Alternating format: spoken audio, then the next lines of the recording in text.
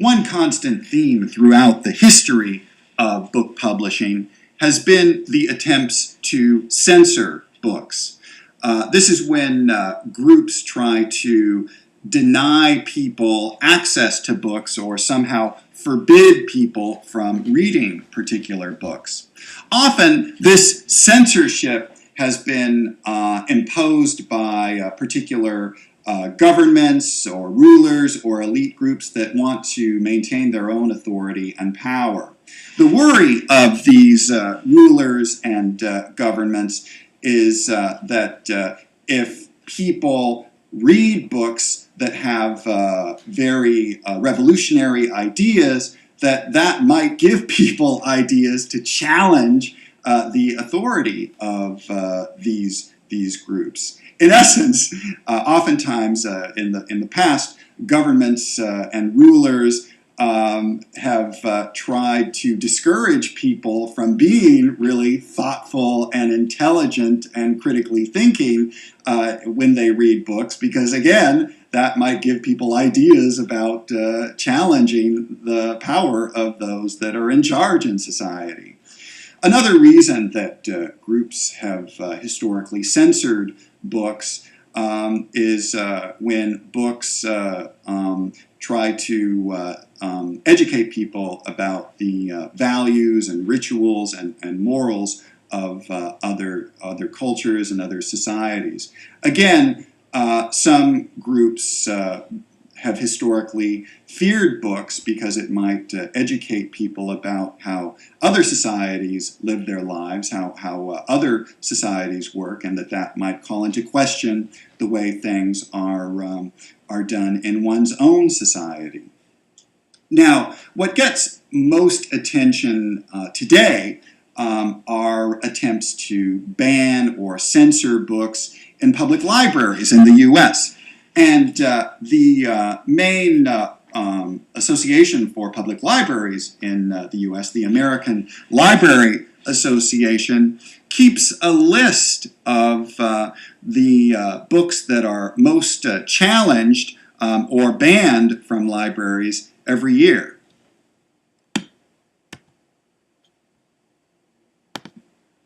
Now, a book challenge is when a group or individual makes a formal complaint about a book to get that book removed from a particular public library.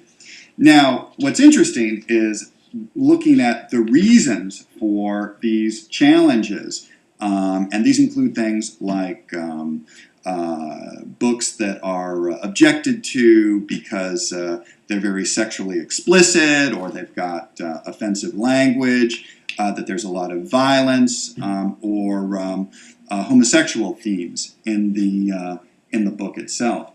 But now, if you look at the figure on the next slide, here what's interesting is that the most common reason for challenging or banning a book is for books that have sexually explicit material. All right, and it's interesting to think about why that is the most common reason for challenging a book in a public library. I guess on one hand you could say that there's a matter of competing priorities or principles here, that in the U.S. we have a commitment to free expression and free speech, the idea that people should be exposed to lots of different ideas, and that's the lifeblood of a democracy.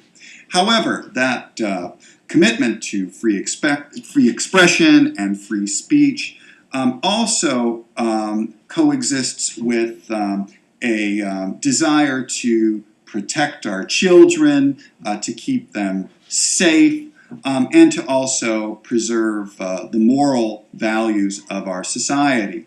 And for certain groups and individuals, they believe that books that are very sexually explicit are a threat to our moral values and to the socialization of our children. There's the belief that In these instances, the need to protect our children from bad ideas or inappropriate content is more important than preserving our right to free speech, right? So that in these instances, individuals or groups argue that certain books should be banned in the name of protecting our children or preserving our moral values.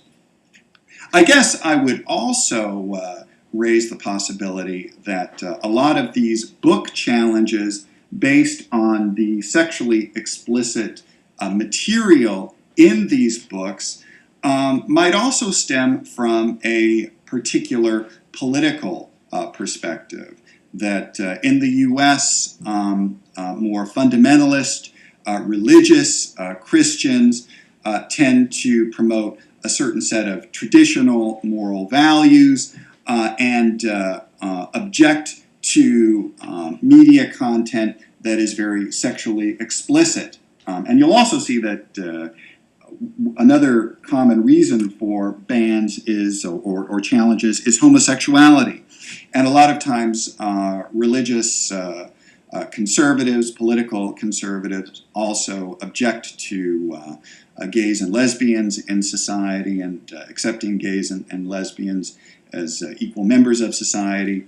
And so that I think also becomes a reason for objecting to these certain books. So it's interesting to think about the underlying reasons for these challenges to particular books. And I guess one question for you is, what do you think about these book challenges or attempts to remove certain books from public libraries? What steps do you think should be taken to protect children or preserve the moral values of our society?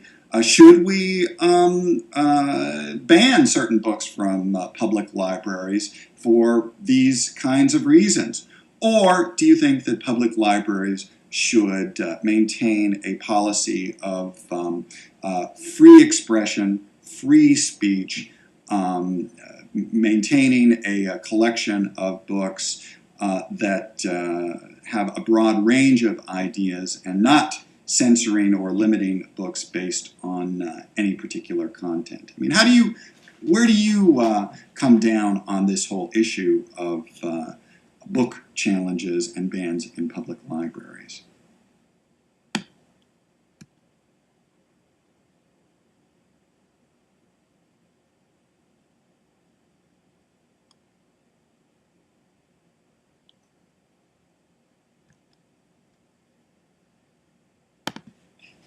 As in other media sectors that we've discussed, there's a fairly tight oligopoly of large corporations that dominate commercial publishing. And in the structure of the industry, a larger dominant company like Random House, that's owned by Bertelsmann, or Pearson, will own many subsidiaries of publishers. So each one owns a number of different publishing houses. Now, your book argues that these larger companies are fairly hands-off and benevolent, and that they provide their subsidiaries, these smaller firms, with a great deal of autonomy and freedom to publish whatever books they like. Now, I guess I would suggest that the amount of editorial autonomy and freedom is pretty much an open question. Maybe it is the case that the parent firm, Random House or Pearson, lets its smaller publishing houses do what they want. But it's also very possible that the parent firm issues pretty forceful directions and oversight about their editorial strategies.